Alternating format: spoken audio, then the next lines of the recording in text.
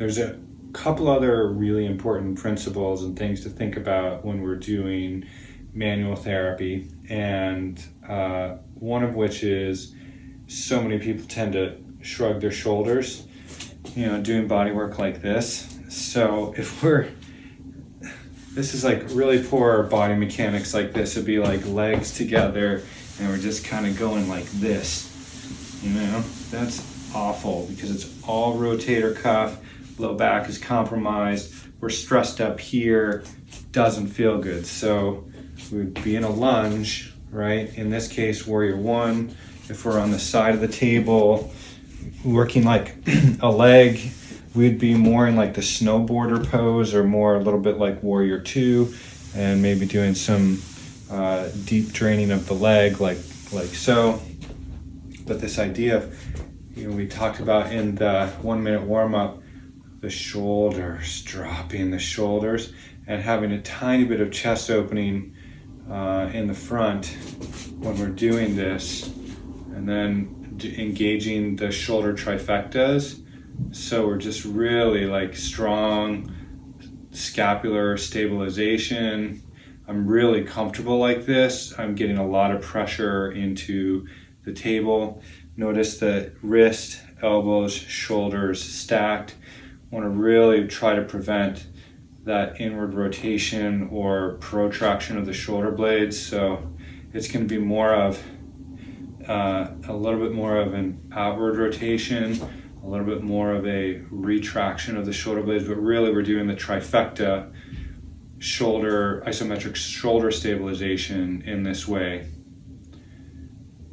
So one thing I didn't talk about so much is the pelvis, right? And engaging the rectus abdominis to drop, to lift the pubic bone and drop the sacrum when we're in like this lunge.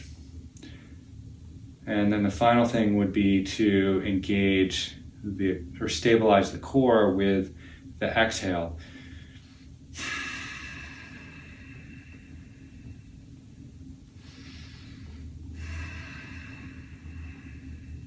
So right now I have it all going.